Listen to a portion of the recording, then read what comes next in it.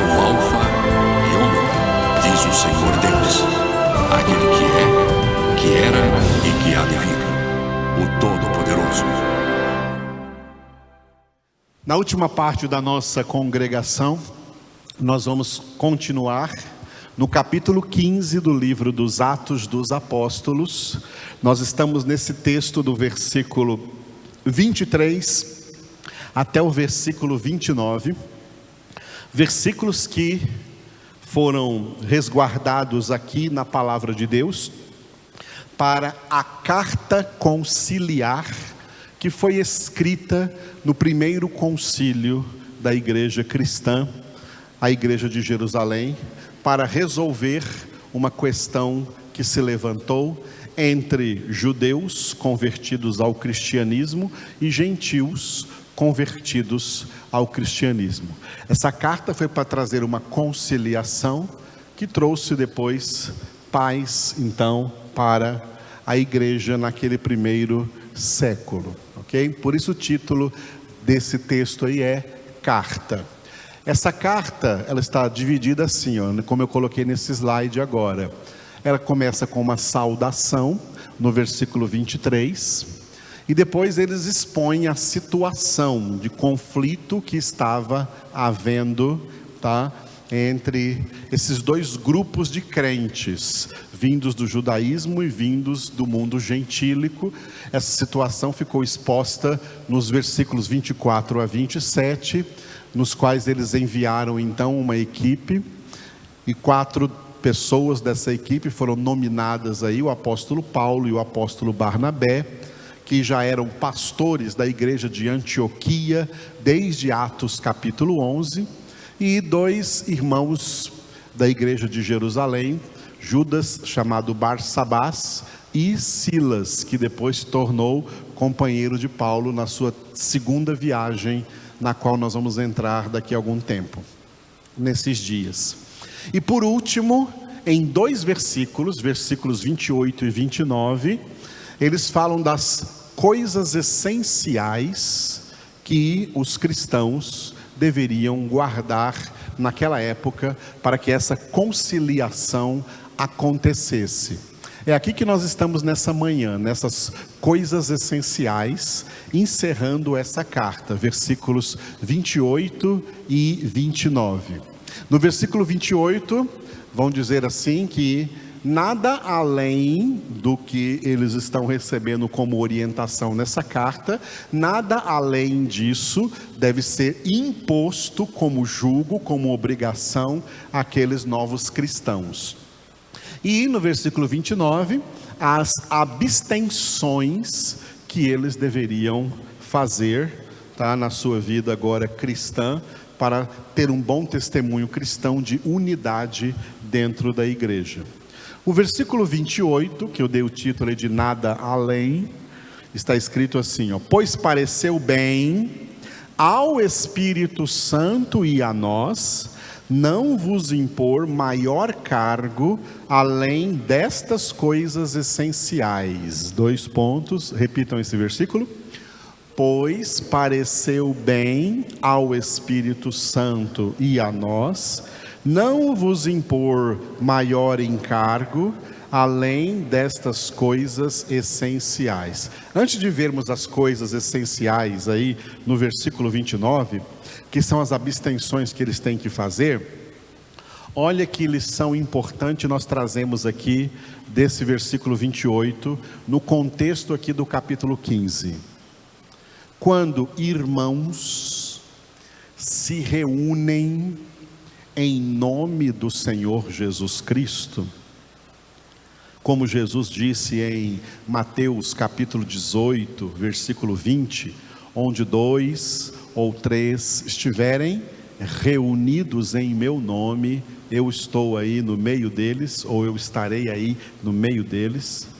Por isso ele está aqui no meio de nós, não somente porque estamos reunidos aqui presencialmente, mas também os que estão ao longe, estão reunidos, sabe aonde? Na presença do Senhor. Mesmo quem não está aqui fisicamente, está reunido conosco aí espiritualmente, lembrando que as coisas espirituais dominam sobre as realidades físicas e materiais. Então, estamos reunidos no Senhor, na sua palavra, em nome de Jesus. Ele está agindo aqui o tempo todo nas nossas vidas, durante toda essa congregação. Aleluia.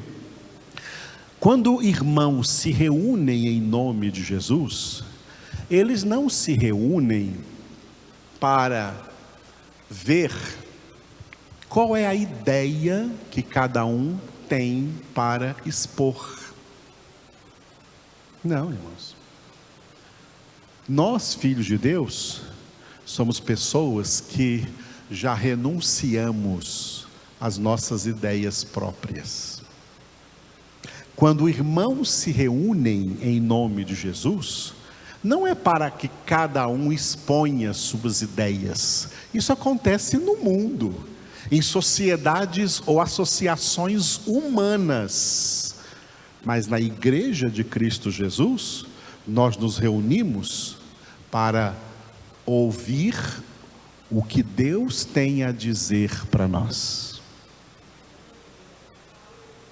O que o Espírito Santo tem a dizer a nós. Por isso repete 7 vezes no Apocalipse 2 e 3, quem tem ouvidos, ouça o que o Espírito diz às igrejas. Não é o que os homens por aí estão dizendo para as igrejas, não. Porque muitos estão falando coisas que não procedem do Espírito de Deus, não procedem de Jesus Cristo, não procedem da palavra. Não devem ser ouvidas essas pessoas. E Jesus disse em João 10 assim: as minhas ovelhas... Como que você pode conhecer as ovelhas verdadeiras de Jesus? Ele disse: as minhas ovelhas ouvem a minha voz. Elas não ouvem a voz dos estranhos, antes fogem deles.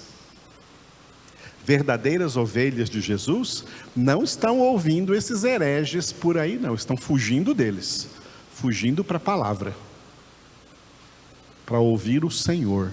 O Senhor fala aqui, o Senhor fala na palavra. É interessante que nessa carta que eles escreveram lá em Jerusalém no primeiro século, para enviar a todas as igrejas, eles não escreveram assim nesse versículo 28, pareceu bem a cada um de nós, todo mundo deu a sua ideia e nós concordamos nisso e naquilo. Não. Eles disseram, pareceu bem ao Espírito Santo e a nós trazer então essas orientações. Então as orientações não vieram da ideia do Tiago, que era bispo de Jerusalém, não vieram da ideia de Paulo, de Barnabé, de Pedro e dos demais apóstolos que estavam aí reunidos, ou dos demais presbíteros que estavam aí reunidos. Esses homens que estavam aí reunidos eram homens de Deus, e eles pediram a iluminação do Senhor, eles pediram a inspiração do Espírito de Deus, para que o Espírito Santo desse a eles a orientação que eles deveriam então repassar para o povo de Deus, para não cair no risco, que é o que acontece muito, de estar passando para o povo de Deus orientações, ou palavras, ou doutrinas, que não procedem de Deus. Então, quando eles escrevem assim, pareceu bem ao Espírito Santo e a nós, o Espírito Santo vem em primeiro lugar, porque isso vem do Espírito de Deus, que inspirou a eles, para eles darem aquela verdadeira orientação do Senhor.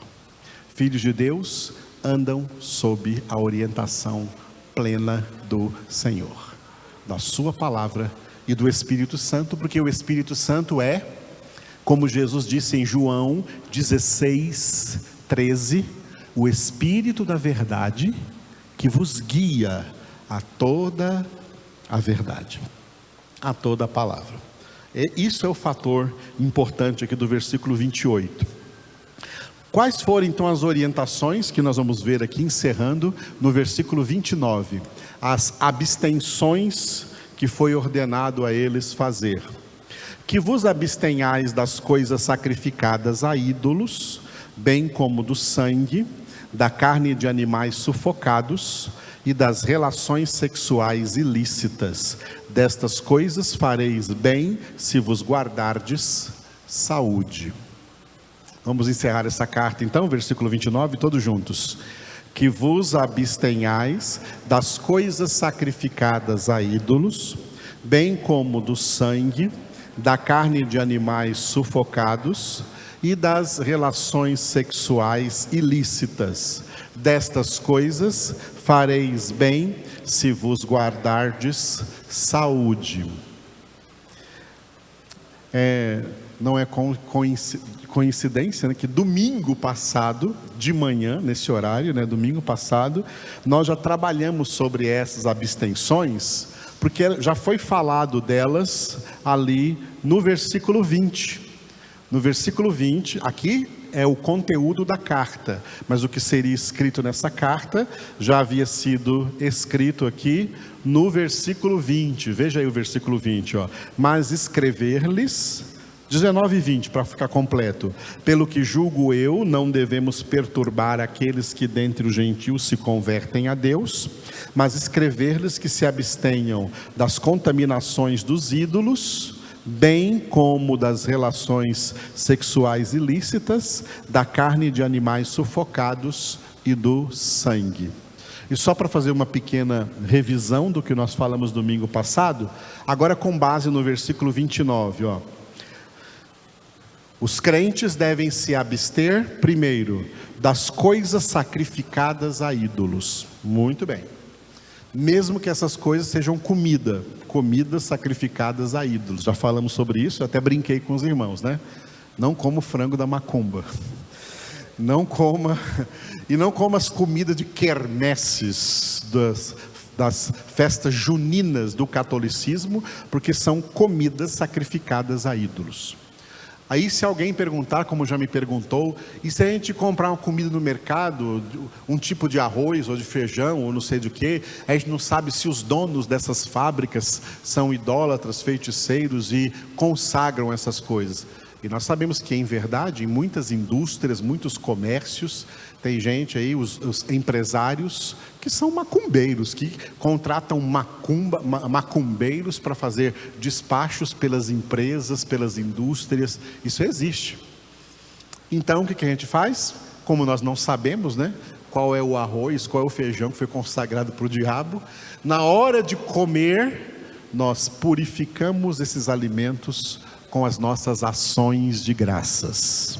Ao orarmos antes do nosso alimento, nós quebramos toda a maldição, digamos assim, que possa haver sobre a origem desses alimentos, em nome de Jesus, ok? Mas sabendo que é coisa sacrificada a ídolos, então, nos abstemos dela. Agora, quando fala do sangue e da carne de animais sufocados, essa carta aqui não traz a última palavra bíblica sobre isso. Essa carta aqui traz uma orientação para aquele tempo, por causa daqueles dois grupos que haviam nas igrejas. Os judeus convertidos ao cristianismo não comiam esse tipo de comida, mas os gentios comiam esse tipo de comida. Para que houvesse uma conciliação, então pediu-se aos gentios nessa carta que eles se abstivessem. Mas isso aqui só é válido para eles, lá no primeiro século. Não é válido para nós hoje mais. O que é válido para nós hoje é o que Jesus disse. E o que Jesus disse foi: não é o que entra no homem que contamina o homem, mas o que sai de dentro do homem que o contamina. E aí vem, né, escrito logo embaixo: assim declarou Jesus puros todos os alimentos. Amém? E Paulo então corrobora essa ideia, escrevendo assim numa de suas epístolas, né? Quer comamos, quer bebamos, façamos tudo isso em nome do Senhor Jesus, dando por Ele graças a Deus Pai. Então essa é a questão do alimento. Glória a Deus. Muito bem. Agora, é claro e evidente que toda pessoa convertida tem a consciência de que deve se abster de qualquer tipo de relação sexual ilícita.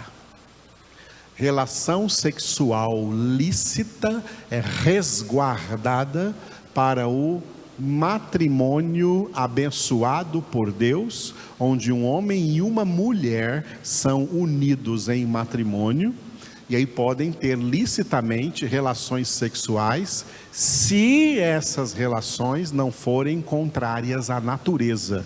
Porque mesmo casados, não é porque são casados que podem ter relações sexuais promíscuas, contrária à natureza, contrária à própria constituição do corpo humano, transformando em órgão sexual aquilo que não é órgão sexual no corpo.